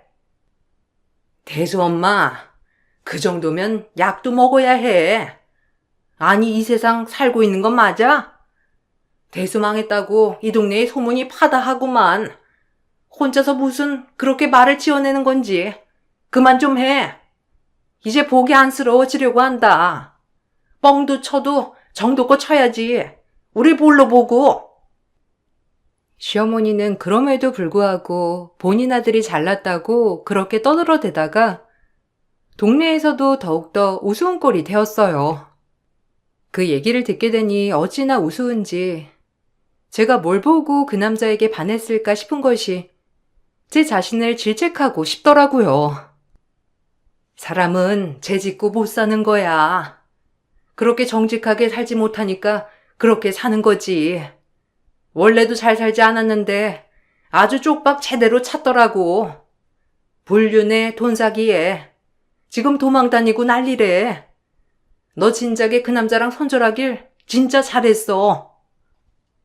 그러니까 나도 들었어. 간덩이가 커도 유분수지. 조금이라도 엮인 게 없어서 그나마 다행인 거지. 애초에 멀쩡한 척하고 살아봤자 들통나는 거지. 인성이 멀쩡하지 않은데 어떻게 멀쩡히 살아가겠니? 무섭다 정말. 엄마는 그런 말씀을 하며 저에게 꼭 행복해지라고 당부하셨고 주체적으로 살아야겠다는 생각이 들어 예전부터 좋아하던 식물 일을 배우기 시작했답니다. 워낙에 만드는 것도 좋아하고 꾸미는 것도 좋아했기 때문에 참 다행으로 잘 맞았어요. 제가 화훼 장식을 시작하고 꽃집도 차리고 하니 너무 좋은 게 꽃을 선물하는 사람들이 많이 오니 밝은 미소만 보이는 사람들을 보는 것 같아 참 기쁜 마음이 들었어요. 그리고 마음이 잘 맞아 좋은 남자를 만나 재혼도 하게 되었답니다. 정말 신기한 게 재혼을 하고 아이까지 낳고 살았을 때 우연히 영등포역에서 어디서 많이 본 노숙자를 보게 되었는데 그 노숙자가 전 남편이었어요. 그래도 절 알아는 보는지 재빨리 등을 돌려 뛰어가는 전 남편이었고 그럼에도 전 남편을 불렀어요. 맞지? 그 사람. 아니, 어떻게 이런 꼴로. 웃긴다. 그렇게 돈돈거리더니 이제 돈 버는 것도 싫어? 남한테 기생해서 살고 싶기만 하니? 사지가 멀쩡하면 뭐라도 하면서 살아야지. 이게 뭐야? 네 엄마 아직도 그렇게 네 자랑을 하고 다닌다는데 뭐 지금은 남인이 주제 넘을 수 있지만 그래도 주어진 삶에 감사하고 살아. 인생 그렇게 낭비하지 말란 말이야. 할 말이 없다. 창피하고. 우리 엄마는 내가 알아서 할 테니까 관심 꺼. 그리고 넌 엄청 잘 살아 보여서 좋네. 나 간다. 전 남편을 그때 이렇게 마지막으로 봤어요. 정말 미워했고 저 역시 망하라고 빈 적도 있지만 그래도 열심히 살아가길 바랬답니다. 죄짓고 살지 말자. 그리고 남한테 상처 주지 말자가 제 인생의 모토가 된 일도 이런 일을 겪으며 저도 느끼게 된 거죠. 앞으로 한 치 앞도 안 보이는 인생이라지만 열심히 살다 보면 좋은 일이 생기겠죠? 노력은 절대 절 배신하지 않으니까요. 요즘엔 작은 거 하나에도 감사하며 살고 있어요. 남한테 피해주지 않고 살면 좋은 일이 생길 것이니 여러분들도 그런 마음을 가지고 살아가시길 바랄게요. 제 글을 들어주셔서 감사합니다. 안녕하세요. 저는 울산에 살고 있는 40대 초반 여자입니다. 그동안 정말 많이 참아왔지만 이번만큼은 저도 그냥 넘어갈 수는 없을 것 같아 여러분들께 제 사연을 들려드리고자 합니다. 아마 많은 분들께서 제 입장에 대해 공감해 주실 거라 생각합니다. 시댁 식구가 된 지 5년 차 되었고 지금까지 김장을 5번이나 하게 되었습니다. 시댁 집안의 며느리로 살아오면서 여러 가지 불만들이 있지만 그 중에 제일 크게 스트레스 받는 건 다름 아닌 김장입니다. 제가 여기에 글을 작성하게 된 이유기도 하죠. 남편과 결혼했을 당시 제 위로 새 동서가 먼저 시댁 집안의 며느리로 들어와 있었고 저를 대하는 행동들은 텃세를 부리는 건지 사람의 한계를 시험하게 만들 정도였어요. 결혼 1년 차 때는 뭘 모르니까 그냥 넘긴 적이 있었습니다. 그런데 4년 차로 접어들게 되면서 집안이 어떤 식으로 돌아가는지 어느 정도 적응이 되어가니 막내 며느리도 할 말은 해야 할 것 같았어요. 그래서 다음에 김장날도 새 동서들이 변함없는 모습으로 똑같은 행동을 보인다면 그땐 쉽게 넘어갈 생각이 없었습니다. 그렇게 결혼 5년 차에 접어들었고 김장날이 다가오니 새 동서들은 어김없이 밑밥부터 깔기 시작했어요. 시댁에서 시부모님과 함께 살고 있던 저는 주말에 놀러온 새 동서들의 말에 어이가 없어 결국 참아왔던 분노를 터뜨리면서 집안 분위기를 무겁게 가라앉히게 되었네요. 그동안 아무 말도 하지 않았던 제가 입을 열게 되니 모두들 당황하더라고요. 여보, 정말 웃기지 않아? 아무리 생각해도 나는 이해가 되지 않아서. 형님들의 말이 전부 다 사실인지 확인까지 해보고 싶다니까. 어떻게 된 게 매년 김장 날만 되면 형님들이 모두 다 딱 맞춰서 친구 부모님들께서 상을 당하셨다는 말이 빠지지 않고 나오는 걸까? 당신도 항상 의문을 가지고 있었잖아. 매년마다 김장 날만 되면 세상을 떠나시는 분들이 동시다발적으로 나온다는 게 아무리 이해하려 해봐도 납득이 되질 않더라고. 그래서 그 사실이 정말인지 확인을 좀 해보고 싶은데 형님들 이번에도 상가집 다녀오면 증거 사진 좀 부탁드려도 될까요? 동서가 오늘 뭘 잘못 먹었나? 갑자기 왜 안 하던 짓을 하고 그래? 매년 김장날도 달랐고 하필 친구 부모님이 상을 당하신 날과 겹친 것뿐인데 어떻게 그걸 의심할 수가 있어? 동서, 지금 나랑 뭐 하자는 거야?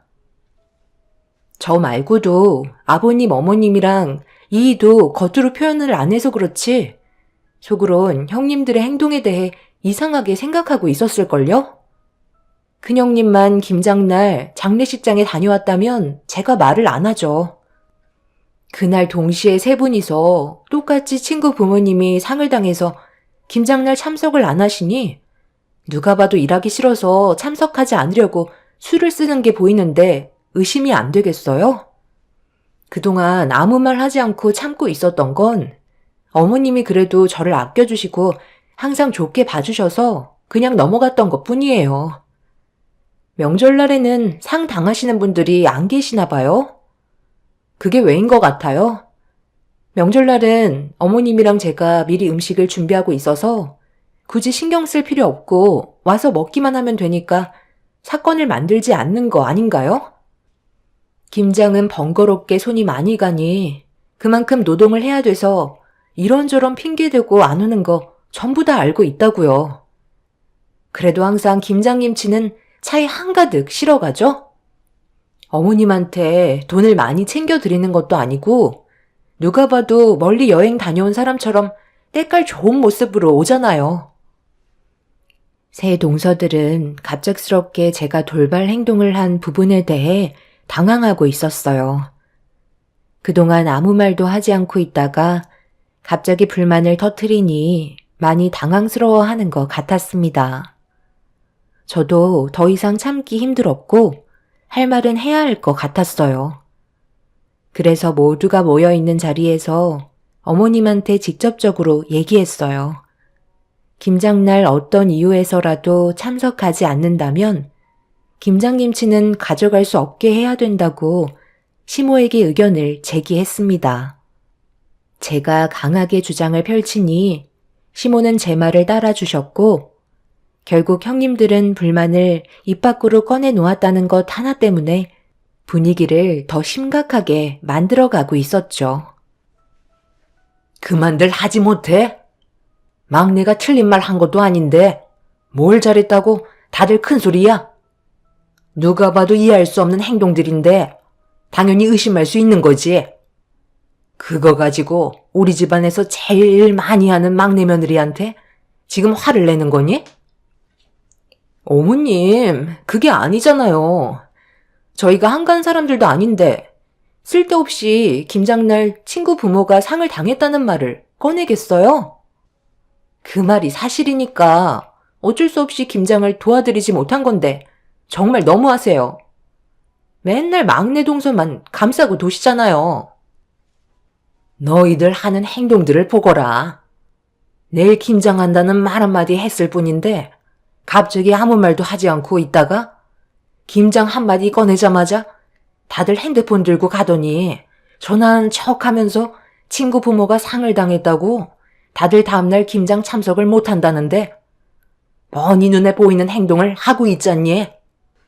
그전에는 그래도 내가 뭐이라고 하면 군말하지 않았으면서 막내 며느리가 들어온 뒤부터 서로 똘똘 뭉쳐서 막내만 따돌리는 거 내가 모를 줄 알았어?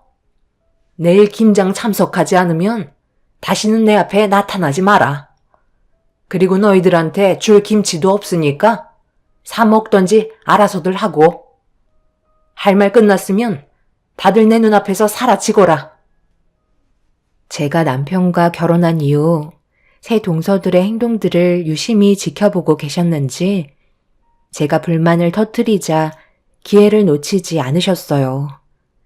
시모도 상식적으로 이해가 되지 않으셨던 거죠. 결국 며느리들끼리 험한 말들을 주고받게 되면서 집안 싸움이 시작되었습니다. 팔은 안으로 굽는다고 아주버님들도 자기 아내의 편을 들어주면서 저를 이상한 사람 취급했어요. 그렇게 되니 동서 애들과 시부모님과 저희 부부끼리 편이 갈리게 되었습니다. 그냥 죄송하다는 말 한마디 하고 자신들이 했던 행동들에 대해 잘못을 인정하면 되는 건데 끝까지 거짓말로 상황을 악화시켜 가고 있는 모습들이 시부모님을 더욱더 화나게 만들었고 평소에 입이 무거우셨던 시부께서 참다 못하셨는지 결국 입을 여셨어요.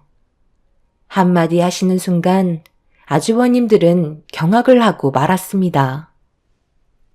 아버지, 어쩔 수 없는 상황이 만들어진 것 뿐인데 지금 그걸 가지고 재산을 전부 막내한테 주겠다고요? 이건 너무하잖아요. 사람이 살다 보면 피치 못할 사정이 생겨서 도와드리지 못할 수도 있는 건데 너무 극단적으로 몰아가시는 거 아니에요?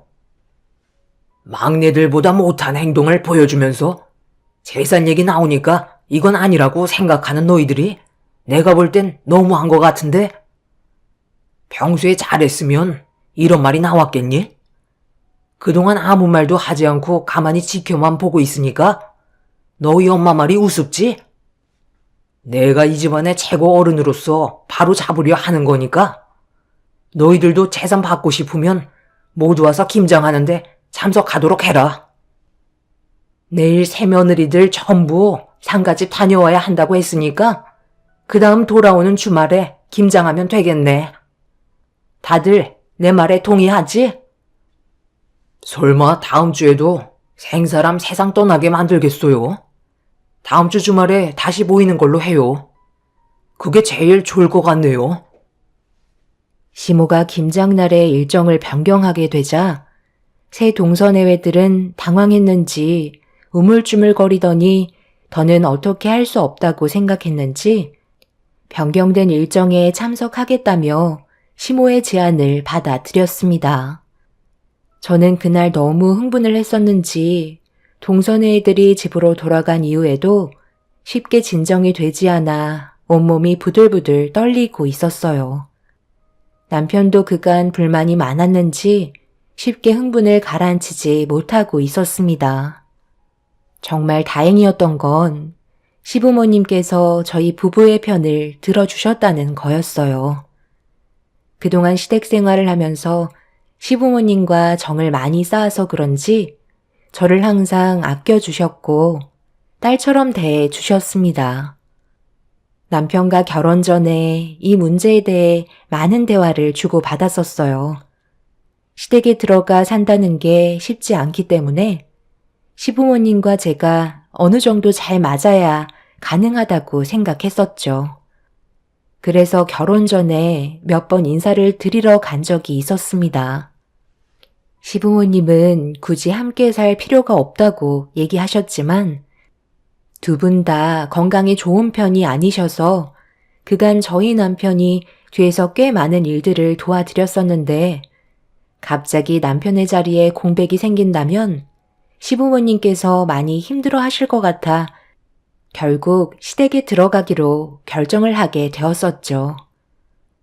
그래서 처음에는 적응하는데 많은 시간이 필요했었지만 그래도 시부모님께서 많은 배려를 해주셔서 제가 한 가족이 되었다는 느낌을 많이 받았었어요. 그리고 남편 대신 시부모님을 보살펴 드렸기 때문에 남편도 심적으로 많이 편해졌는지 일의 능률도 올라가 진급도 했었네요. 여러 가지로 장점이 더 많았기 때문에 저희 부모님께서도 처음에는 반대가 심하셨지만 시간이 지날수록 긍정적으로 받아들여 주셨어요. 살아온 환경이 다르니 분명 부딪힐 수 있는 문제들은 당연히 생길 수 있지만 시부모님께서는 그런 문제들을 최대한 빠르게 바로 잡아가셨고 제 입장에서 많은 것들을 생각해 주셨습니다. 그렇게 서로 의지하면서 잘 지내고 있었지만 문제는 제가 시댁에 들어와 살면서부터 새 동서들이 더 이상 신경 쓰지 않아도 된다는 잘못된 생각을 가지고 있는 게 가족들 간의 갈등으로 이어지게 되었죠. 집안 행사가 있을 때는 저보다 어른이고 먼저 결혼한 동서들이 적극적인 모습을 보여줘야 하는데 반대로 행동하고 있었으니 시부모님께서 안 좋게 보실 수밖에 없으셨죠. 새 동서들은 제가 불만을 제기하면서부터 어떻게 하면 저를 잡아먹을지 그것만 생각하고 있는 듯 보였습니다. 하지만 저는 뒤에 시부모님이 계시기 때문에 크게 두려운 건 없었어요. 그렇게 냉전의 시간이 흐르고 다시 돌아온 주말에 저희 가족은 새벽부터 일어나서 김장할 준비를 하고 있는데 시모가 새 동서들에게 아침에 서둘러서 오라고 미리 말을 해놨었는데 연락도 받지 않고 시댁에 올 생각을 하지 않더라고요. 시부모님께서 화가 많이 나셨는지 큰 아주버님께 전화를 드렸지만 역시나 받지 않았습니다. 시부는 그날 연락이 안 될 시 인연을 끊을 생각을 가지고 계셨어요. 그만큼 화가 머리끝까지 올라오신 상태라 집안의 분위기는 상당히 무거운 상태로 김장을 할 수밖에 없었네요. 그렇게 한두 시간 정도 흘렀을 때 시모의 핸드폰이 울리기 시작했고 급하게 받으신 시모는 큰 소리 치셨어요. 뭐라고? 그네 지금 그 말을 나보고 믿으라는 거니? 너 이 새과 친분이 있는 사람의 부모가 상을 당해서 다들 거길 가겠다는 거니? 거짓말도 적당히 해야지. 그 친분 있는 사람 전화번호 좀 나한테 전달해 보거라. 내가 직접 통화해 보마. 어머님, 정말이에요. 저도 상황이 이렇게 흘러가서 너무 난감하다고요. 일단 서둘러 가봐야 하니까 나중에 다시 연락 드릴게요. 저번에 그 난리가 났었는데 쓸데없이 거짓말을 왜 하겠어요? 다녀와서 사진 찍은 거 보여드리면 되잖아요. 너희들 마지막으로 경고하는데 1시간 내로 달려오지 않으면 그땐 정말 인연 끊을 줄 알아. 2번 다시 얼굴 볼 생각 하지 마. 시모는 큰 동서에게 소리를 지른 뒤 전화를 끊으셨어요. 역시나 예상했던 대로 동서네 애들은 또다시 거짓말을 하고 있었고 김장하러 오고 싶지 않다는 걸 확실하게 표현하고 있었죠. 시부는 더 이상 용서해줄 생각이 없으셨는지 핸드폰에서 연락처를 차단까지 하셨고 시모는 동서 내외들의 무책임한 행동들 때문에 분노를 쉽게 가라앉히지 못하셨습니다. 그런데 잠시 뒤 저에게 전화 한 통이 왔어요. 몇 년 만에 연락 온 회사 동료의 전화였고 받는 순간 충격적인 한마디에 이 사실을 시부모님과 남편에게 알렸습니다.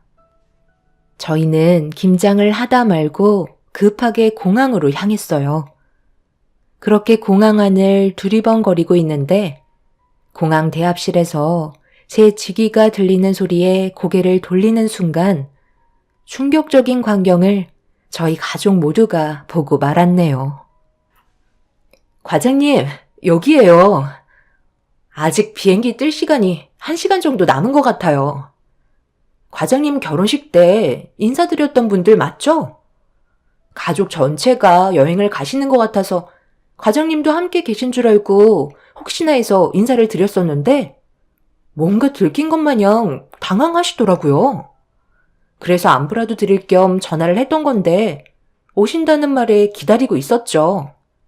어차피 저는 집에 가서 할 것도 없거든요. 그렇게 회사 동료가 저희를 안내했고 손으로 가리킨 공항 대합실에서 새 동선애회들이 비행기를 타기 위해 앉아서 기다리고 있는 모습을 목격할 수 있었습니다. 옷차림은 누가 봐도 여행을 떠나는 사람들의 복장이었어요. 상갓집을 가는 복장은 전혀 아니었죠. 새 동선의 애들은 뭐가 그리 좋은지 서로 웃고 떠들며 즐거워하고 있는 모습을 멀리에서 지켜보고 있는데 시모가 아침부터 화가 머리끝까지 올라온 상태라 결국 이성을 잃게 되셨어요. 저와 남편이 말릴 틈도 없이 시모는 새 동서에게 달려갔고 멀리에서 달려오는 시모의 얼굴을 발견한 동서들은 경악을 하며 비명을 질렀습니다. 전혀 예상하지 못했는지 그 자리에서 굳어버린 새 동서들은 시모에게 머리채를 잡혔고 뒤이어 시부가 아주버님들에게 달려가 멱살을 잡으셨네요. 그런데 그 와중에 더 충격적이었던 건 큰 동서의 행동이었어요. 머리채 잡고 계신 시모를 패대기 치더니 나중에 다시 얘기하자면서 곧 출발하게 될 비행기에 올라타려고 준비를 하고 있었습니다. 시부모님은 그런 큰 동서의 행동을 보고 더 이상 말릴 필요가 없다 생각하셨는지 결국 인연 끊겠다는 말을 꺼내셨고 모든 재산은 저희 부부에게 주겠다고 선포하셨어요. 아버님, 그건 나중에 다시 얘기하면 안 될까요? 저희 이제 비행기 타야 한다고요. 그리고 김장 얼마 되지도 않는 거 굳이 전부 모여서 할 필요는 없는 거잖아요. 아버님 댁에서 같이 살고 있는 막내 동서랑 같이 하면 되는데 꼭 저희를 시켜야겠어요? 그래서 지금 이 상황에 여행을 가겠다는 거야? 너희들 머리가 없는 것도 아니고 어느 정도 얘기하면 알아먹어야지. 그렇게 부탁을 했는데 이런 식으로 심각한 사태를 만들어? 너희들도 내 아들들과 결혼을 했으면 한 가족인 것을 어떻게 남보다 못한 모습을 보여주는 거냐? 두말할 필요 없다. 내가 가진 재산 전부는 너희들에게 단 한 푼도 넘겨주지 않으마. 그리고 시부모를 여기까지 오게 만들어 놓고 여행을 가겠다고? 우리가 너희들 여행 가는 걸 두 눈 뜨고 보고 있을 것 같아? 아버님, 저희 이번에 여기에 꽤 많은 돈을 지불한 상태라고요. 일단 이번 한 번만 보내주시면 내년에는 무조건 저희가 김장할 테니까 일단 보내주세요. 이러다 비행기 떠나겠어요. 어머님, 저희가 잘못했다고 하잖아요. 비행기 값만 날리는 게 아니에요. 호텔이랑 여러 가지 부수적인 것들 예약하느라 일종의 차질이 생기면 그 돈 다 날리는 거라고요. 내가 왜 그런 것까지 신경을 써야 하는 건데? 나는 너희들의 거짓말 더는 믿지 않으마. 얼마의 돈을 지불했는지 모르겠지만 너희들이 비행기 타고 떠나는 걸 내 두 눈으로 보고 싶지 않다. 여기에서 한 발자국도 못 움직이니까 나를 밟고 가던지 알아서 해라. 형님들이 좀 더 현명하게 대처하셨다면 이렇게까지 안 좋은 상황까지 오지 않았겠죠. 저희들한테 부끄럽지도 않으세요? 시부모님은 비행기를 타려는 새 동서내외들을 붙잡고 놔주지 않았어요. 그렇게 서로 몸싸움이 벌어지게 되면서 시간은 계속해서 흘러갔고 결국 동서내외들이 타고 갈 비행기는 공항을 떠나고 말았습니다. 모든 일정이 끝나는 순간이었고 새 동서내외들은 그 자리에서 개거품을 물며 주저앉고 말았죠. 큰 동서가 다음 비행기를 타면 된다고 화를 내며 시부모님께 대들었지만 시부모님께서는 눈 하나 깜빡하지 않으셨어요. 동선의 애들이 전부 집으로 돌아갈 때까지 그 자리를 지키고 있을 거라며 절대 비행기를 타지 못하게 앞을 가로막고 있었습니다. 그렇게 계속되는 안 좋은 감정 싸움으로 인해 결국 공항 관계자들까지 오게 되면서 상황은 어느 정도 정리가 되었지만 서로가 받은 상처는 조금도 회복이 되지 않았네요. 한참 동안 흥분을 가라앉히지 못했던 새 동서내외는 시부모님이 인연을 끊겠다는 말에 동의를 했고 더 이상 얼굴 볼 생각도 없다며 그 자리에서 인연을 정리하려 했어요. 그런데 그건 새 동서들의 생각이지 아주버님들은 또 다른 입장이었습니다. 우리가 잘못한 건 사실인데 당신이 왜 큰 소리를 치는 거야?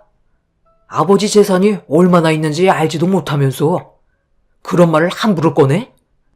이러다 정말 아버지 재산 한 푼도 못 받으면 당신이 책임질 거야? 그때 가서 땅을 치며 후회하지 말고 당신이 잘못한 건 무릎 꿇고 싹싹 빌어. 솔직히 우리는 오늘 김장하러 가자고 몇 번이나 얘기했었는데 당신이 재수 씨는 고생을 좀 해봐야 한다고 무작정 일정을 잡아버렸잖아. 내 입장에서도 얼마나 난처한 줄 알아? 당신은 인연 끊으면 그만이지. 나는 내 부모님이라고. 말처럼 그렇게 쉽게 인연을 끊을 수 있는 사이가 아니란 말이야. 잘못한 건 인정하고 이제 그만해. 내가 왜 잘못을 인정해야 하는데? 동서가 막내니까 더 하라는 건데 그게 뭐 잘못됐어? 어머님, 저도 동서 오기 전에 그동안 많이 했었잖아요. 그럼 이제 그만해도 되는 거 아니에요? 언제까지 제가 이런 일에 신경을 써야 하는 건데요?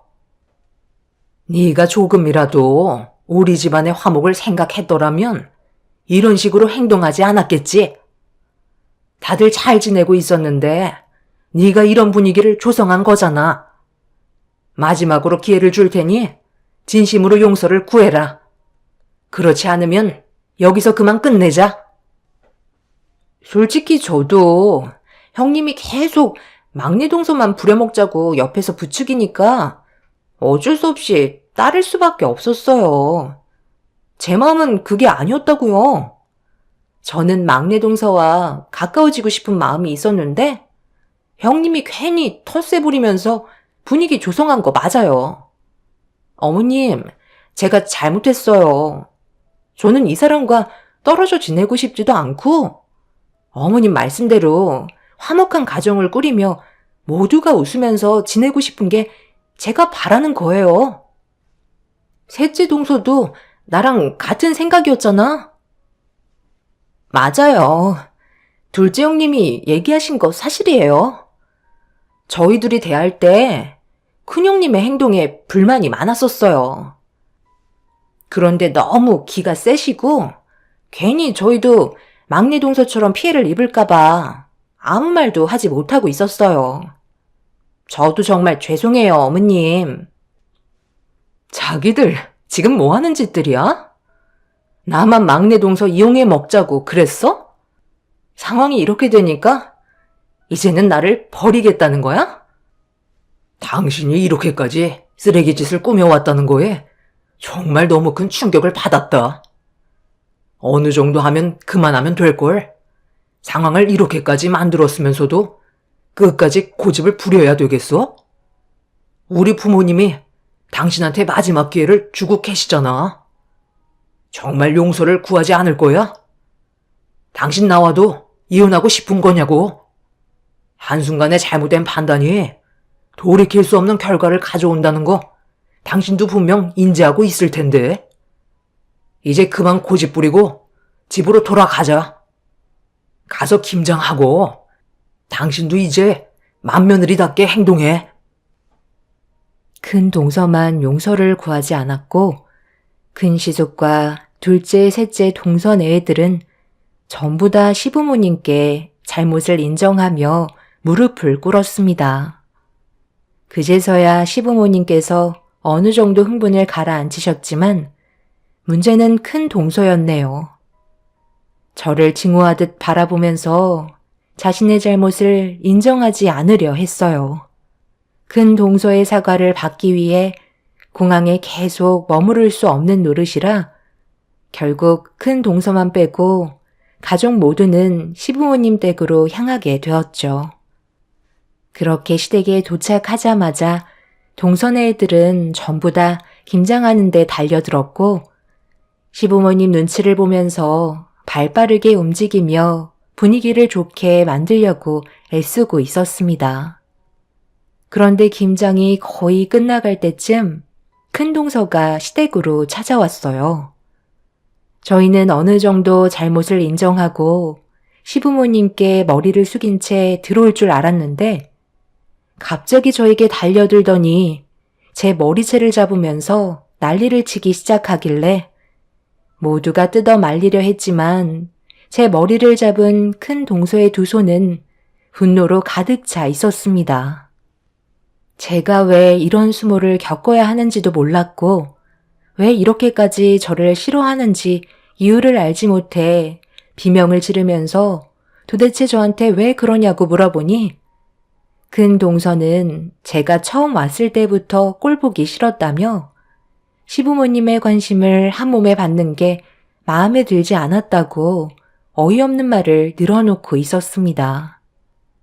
제가 며느리로 들어오기 전에는 큰 동서가 시부모님께 많은 관심을 받고 있었지만 시부모님께서 저와 함께 있는 시간들이 많다 보니 당연히 저에게 조금 더 신경을 써주시는 것뿐인데 그런 모습들이 꼴보기 싫었던 것 같네요.